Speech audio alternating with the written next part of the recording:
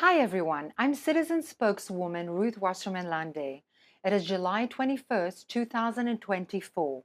This is the live daily briefing of the Israeli Citizen Spokespersons Office.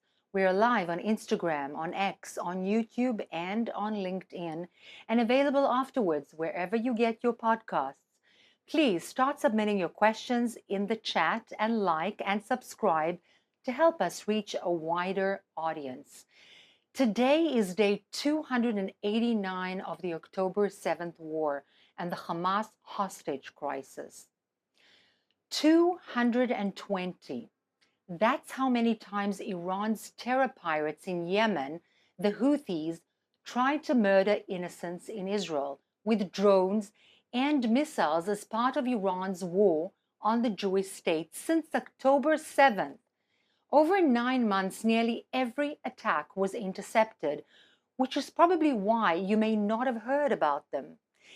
If they hadn't been stopped, the Houthis might have murdered hundreds, even thousands of innocents in Israel. A second October 7th massacre. On Thursday night, an Iran-made drone got through. It narrowly missed the U.S. Embassy annex and exploded right into a residential apartment block in central Tel Aviv. The Houthis proudly took credit for murdering an innocent man in bed and attempting to murder his neighbors in their beds. On Saturday, the Houthis found out they cannot murder an Israeli and simply get away from it. After 9 months of restraint in the face of unrelenting Houthi attacks, Israel reached out and touched them.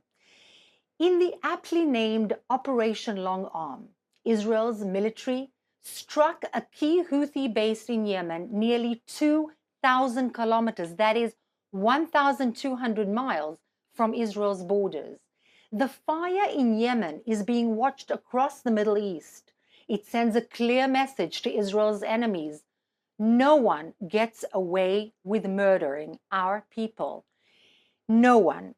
Those attacks on Israel on 7 fronts since October 7th should not or should make everybody pay close attention. Israel seeks no conflict with Yemen, nor with Iraq, nor with Syria, nor with Lebanon. But if the Houthis, whose banner reads, "Death to Israel," curse upon the Jews, or Iran's other terror proxies continue their war on Israel, if they try to commit murder in our cities, we shall stop them. And we've previously mentioned, Iran and its proxies aren't only making war on Israel. The Houthis have attacked global shipping for months. Their banner also reads "Death to America." And they've many times tried to murder American naval personnel.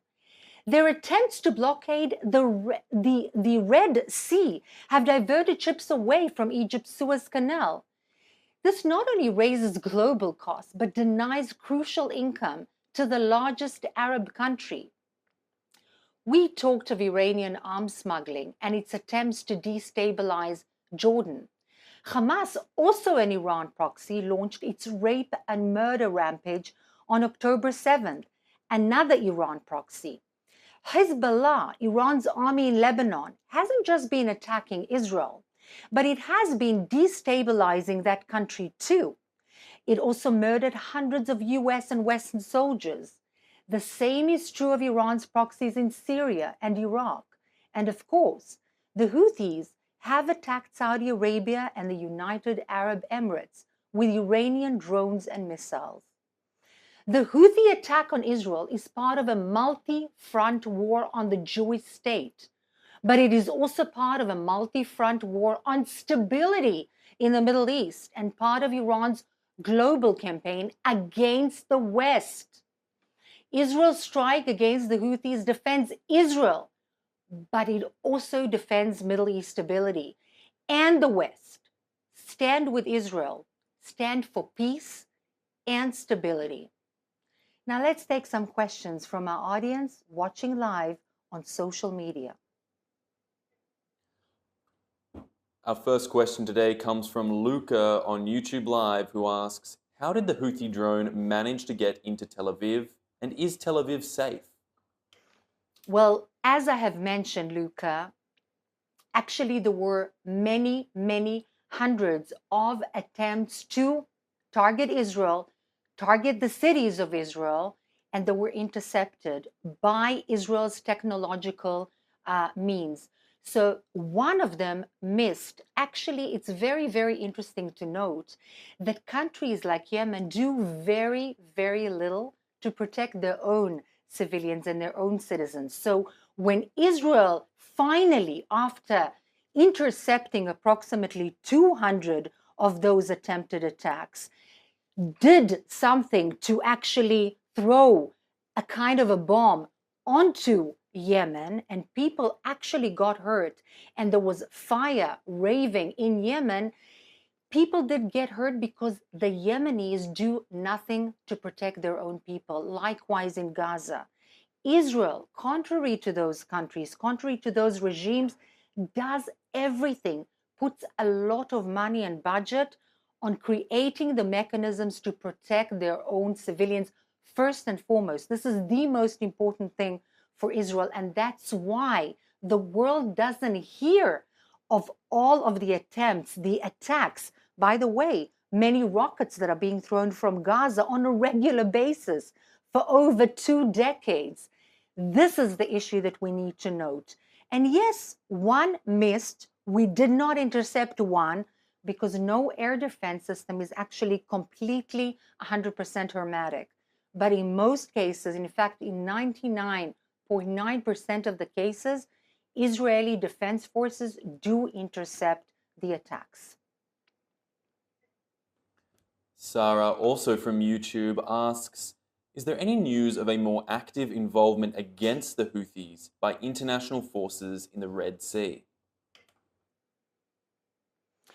So, Sarah, yes, I think that more and more countries are beginning to realize that this is a threat to international stability, international commerce. In fact, Egypt has been very badly financially and economically hurt by the fact that the Houthis have repeatedly hurt and targeted ships going via the Suez Canal, therefore hurting the economy of Egypt, that is the most important for its own stability. And this is something which should worry the entire region, not only Egypt itself, but everybody in our region and also the United States of America.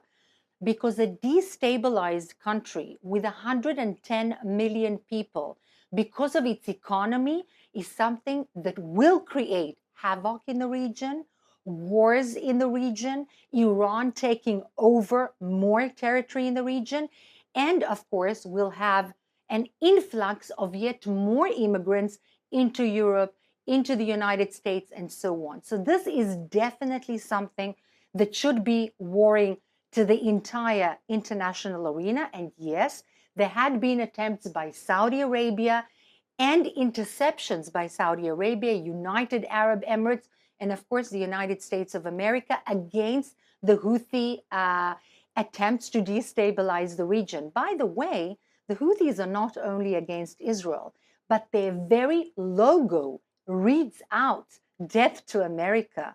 And of course, we all know that they warred against Saudi Arabia and the United Arab Emirates. So this is something that is not an Israeli-Yemeni war, nor is the Hamas war with Israel in Gaza the entire scenario. This is just a small part of a grand plan to take over the region first and then the world at large. The next question comes from Benny on Instagram, who asks, in relation to the retaliatory strike by Israel in Yemen, will Israel launch a similar attack on Hezbollah and Lebanon to send a message that enough is enough? This is a very important question, and I'd like to stress first and foremost that Israel seeks no war. It has no warring intention either with the Lebanese in Lebanon, nor with the Yemenis in Yemen, nor with the Palestinian people, nor with anyone. But because these proxies of Iran are actually targeting Israeli civilians on a daily, weekly, monthly, annual basis for years and years. Depends on whom. The Palestinians have been doing this for years. The Hezbollah in Lebanon has been doing this for years, and so on and so forth. Because this is happening, there is a red line. Am I going to tell you right now what is the red line and tell the Hezbollah when they're going to be hard hit so that they will know ahead of time? No. But there is a red line because Israel will not allow its sovereignty to be hurt, nor will it allow the security of its own civilians to be hurt. And even if one person was killed by the Yemenis, as we saw happened in Tel Aviv, 2,000 kilometers did not make a difference, and Israel retaliated. When it shall retaliate in Lebanon, if the Hezbollah continues, the Hezbollah and the Lebanese shall find out. Joel on X asks, what does the ICJ ruling mean for Israel? Well, Joel, on the one hand, it means absolutely nothing because this is non-binding. There's no operative step that follows this kind of a ruling. And let's not forget who made that attempt to rule against Israel. South Africa. South Africa, where rape is number one in the entire universe, where crime is one of the highest in the entire international arena. And the ANC government sadly took hostage the good people of South Africa and sold their soul to no one else but Iran because of their dire straits in terms of finances and budget. In fact, South Africans have several hours a day when they don't have water, running water, electricity, and so on. And what did the South African government do instead of providing for their own people? They take Israel that is defending its own civilians, to the international court. So apart from being completely preposterous, completely surreal, this has no binding mechanism that can do anything operative against Israel. However, Israel does take such rulings seriously because it has no warring intentions. It has no feeling of antagonism towards people in the international arena. But up to the point where it means the safety of its own people, not at the cost of the safety of its own civilians, will Israel change its policies. If the world will be peaceful towards Israel, for example, Iran, Egypt, Jordan, other countries in the region, Israel would retaliate with peace, with stability. That's what it seeks. That's what it wants. Economic prosperity and peace. If it is warred against, if it is attacked, as we can see from October 7, this has been an unprecedented attack against civilians, raping them, massacring them, murdering them, beheading them. This is inhumane. And there is no way that any court ruling will stop Israel from defending its own people. Now, last question today comes from Akiva on Instagram Live, who asks, what are your thoughts on the Israeli athletes participants in the Olympic Games in France? Is it important that they attend? Wow. So sport is a wonderful mechanism via which to combine and move closer people to people. It is always a good mechanism and always important to participate. However, I do want to say a word about what is happening in France. When there are demonstrations of extreme Islamists in the streets of Paris and other cities in France, not only shouting against Israel and the Jewish people, but shouting nothing else but down with France, people who have received hospitality from the French government, welfare from the French government, hospitality from the French people and the French nation, equality, brotherhood, and other values which belong to the West, and then shout in the most ungracious manner, "Down with France," that should definitely light a very red warning sign to the French people, to the European Union, to the other countries in the West, to the United States of America. Akiva, this is not a war against Israel, nor is it a war against the Jews. This is just the beginning and a very easy manner and mechanism via which to galvanize support, because the Jews have always been the scapegoat and very easy to hate throughout history. This is a premeditated, very conscientious effort to make a war against the West and to create a worldwide caliphate of extreme Islam, whether it's Shiite, led by Iran, or Sunni, led by Qatar, Erdogan in Turkey, Muslim Brotherhood, and so on. This is the issue that should be taken into account when we think about the sports events in Paris and in France in general. The actual events are beautiful. Sport is a wonderful mechanism. Israel should participate because Israel is part and parcel of the universe, the international arena. But always we should keep in mind, this is not a threat against Israel or the Jews, the Israeli athletes, or the Jewish athletes. This is a threat, first and foremost, against the West and including France as well. Thank you so much for all of your questions, and we hope to see you tomorrow, same time, same channels.